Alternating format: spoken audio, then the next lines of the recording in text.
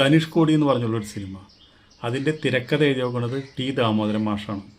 അത് സംവിധാനം ചെയ്തത് നമ്മുടെ പ്രിയദർശനാണ്. അതൊരു അധോലോക രാജാവിൻ്റെ കഥയാണ്. ഇന്ത്യയിലും ശ്രീലങ്കയിലൊക്കെ ഷൂട്ട് ചെയ്തൊരു പടമാണ്. ഗംഭീര പടമാണ്. 1990 ആ പടത്തിൻ്റെ ഷൂട്ടിങ് തുടങ്ങിയത്. ഒരു 50% ഷൂട്ടിങ് കഴിഞ്ഞു.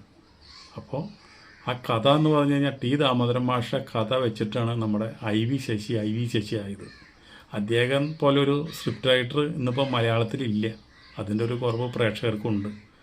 എനിക്ക് ഒരുപാട് ഇഷ്ടമാണ് അദ്ദേഹത്തിൻ്റെ പഴയ പടങ്ങളൊക്കെ. ഐ വി ശശിയുടെ എല്ലാ പടങ്ങളും അദ്ദേഹം തന്നെ എഴുതിയെന്ന് തോന്നുന്നു. അതൊക്കെ കണ്ടു കഴിഞ്ഞാൽ കിടിലം ഡയലോഗും കിടിലം, അതുപോലെ തന്നെ ജീവിതഗന്ധിയായുള്ള കഥകളാണ് അദ്ദേഹം എഴുതുന്നത്. അത്രയും ഗംഭീര അധോലോക കഥ എഴുതാൻ അദ്ദേഹം ഭയങ്കരനാണ്. അതുപോലെ തന്നെ രാഷ്ട്രീയ കഥകൾ എഴുതാനും അദ്ദേഹം ഭയങ്കരനാണ്. എല്ലാം തികഞ്ഞൊരു ഭയങ്കര ഒരു സ്ക്രിപ്റ്റ് റൈറ്ററാണ് ടി ദാമോദരൻ മാഷ്. കോഴിക്കോടിന് അദ്ദേഹത്തിൻ്റെ ദേശം.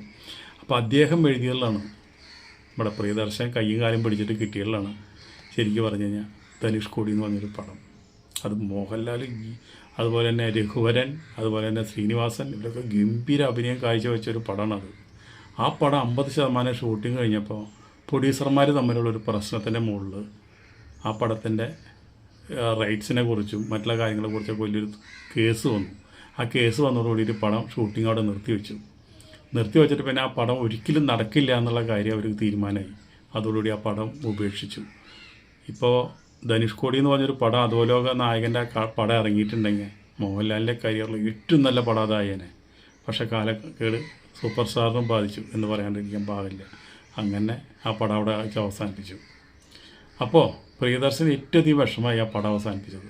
പ്രിയദർശൻ്റെ പേര് എത്രയും ഗംഭീരമായിട്ട് ജനങ്ങളിലേക്ക് എത്തേണ്ട ഇതുപോലൊരു സിനിമ എടുക്കാൻ പ്രിയദർശന് കഴിയും, ചിരിപ്പടം മാത്രം എടുത്തിട്ടുണ്ടായിരുന്ന ഒരു സംവിധാനം കഴിയും എന്നുള്ളത് തെളിയിക്കാൻ പറ്റിയൊരു പടമായിരുന്നു അത്. അത് നിർത്തിയതിൽ വലിയ സങ്കടമുണ്ട്. ദാമോദരൻ മാഷക്കും വലിയ വിഷമമായി. അപ്പോൾ പറഞ്ഞു, നിനക്ക് ഞാൻ ഒരു കഥ കൂടി നിനക്ക് എഴുതി തരാം, നീ അത് സിനിമയാക്ക്.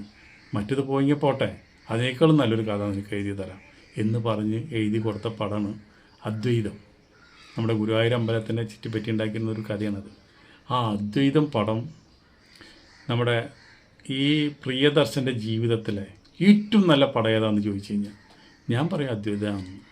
അത് കഴിഞ്ഞാൽ പറയും നമുക്ക് നമ്മുടെ അദ്വൈതം കഴിഞ്ഞ് കഴിഞ്ഞാൽ ഏറ്റവും നല്ലൊരു പടങ്ങൾ പിന്നെ പ്രിയദർശൻ്റെ ജീവിതത്തിലുണ്ടായിട്ടാവാം. പക്ഷേ എനിക്ക് പ്രിയദർശൻ്റെ പടങ്ങളിൽ വെച്ചിട്ട് ഏറ്റവും കാരികൗരവമുള്ളൊരു വിഷയം, എല്ലാ സീൻസുകളും ഗംഭീരമായിട്ട് അഭിനയിച്ച ജയറാമും അതുപോലെ മോഹൻലാലൊക്കെ ഗംഭീരമായിട്ട്, കുതിരാട്ടും പപ്പു, അങ്ങനെ ഒരുപാട് ആർട്ടിസ്റ്റുകളുണ്ട്. ഇവരൊക്കെ ഗംഭീരമായിട്ട് അഭിനയിച്ച ഒരു പടമാണ് അദ്വൈതം. ആ പടത്തിൻ്റെ പേരിൽ തന്നെയാണ് പ്രിയദർശന് നല്ല പേരും പ്രശസ്തിയും കിട്ടിയത്. അപ്പോൾ സൂപ്പർ സ്റ്റാറായിട്ട് കാര്യമൊന്നുമില്ല, ചില പടങ്ങളിലെ വിധി അതുപോലെ തന്നെയാണ്. ഇപ്പോൾ ജയൻ്റെ ഒരു പടം തന്നെ ഇപ്പോഴും പെട്ടിയിലിരിക്കുന്നുണ്ടല്ലോ, പഞ്ചപാണ്ഡവന്മാർ എന്ന് പറഞ്ഞൊരു പടം ഇപ്പോഴും എല്ലാ പണിയും കഴിഞ്ഞതാണ്, ഷൂട്ടിങ്ങും ഒക്കെ കഴിഞ്ഞതാണ്. അത് ഇതുപോലെ പ്രൊഡ്യൂസർമാർ ഇതുപോലെ വഴക്കായിട്ട് ആ പടം റിലീസ് ചെയ്യാൻ ഇപ്പോഴും പറ്റിയിട്ടില്ല. അപ്പോൾ അങ്ങനെ മോഹൻലാലിൻ്റെ പല പടങ്ങളും അതുപോലെ ഇരിക്കുന്നുണ്ട്. മോഹൻലാലിൻ്റെ ആദ്യത്തെ പടം തന്നെ ഇപ്പോഴും പെട്ടിയിലിരിക്കുകയല്ലേ, അതുപോലെ തന്നെയാണ്. പക്ഷേ ധനുഷ്കോടി എന്ന് പറഞ്ഞൊരു പടം പെട്ടിയിലിരിക്കുന്നത് പ്രേക്ഷകർക്ക് വലിയൊരു നഷ്ടമാണത്. അതുപോലെ ഹിറ്റാവേണ്ട ഒരു സിനിമയാണ് നമ്മുടെ ജിത്തു ജോസഫ് മോഹൻലാൽ ടീമിൻ്റെ റാം. അതൊരു മെഗാ ഹിറ്റാവേണ്ട ഒരു സിനിമയാണ്. കോടികൾ ചെലവ് വരുന്ന ഒരു സിനിമയാണ്. പക്ഷേ എന്ത് ചെയ്യാം, പ്രൊഡ്യൂസർമാർ തമ്മിലുള്ള വഴക്കിൻ്റെ മുകളിൽ അതിൻ്റെ ഷൂട്ടിങ് നിർത്തിവെച്ചിരിക്കുകയാണ്. ഇനി അത് എപ്പോൾ തുടങ്ങും, എങ്ങനെ അത് മുന്നോട്ട് പോകുന്ന ഒരു പിടുത്തവുമില്ല.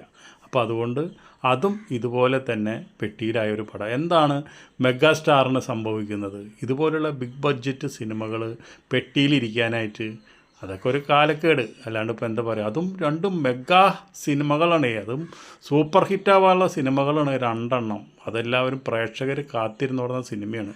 അത് രണ്ടും ഇനിയിപ്പോൾ എന്ന് വരും, എപ്പോൾ വരും എന്നൊന്നും ഒരു പിടുത്തമില്ലാത്ത രീതിയിൽ പെട്ടിയിൽ ഉറങ്ങുകയാണ്.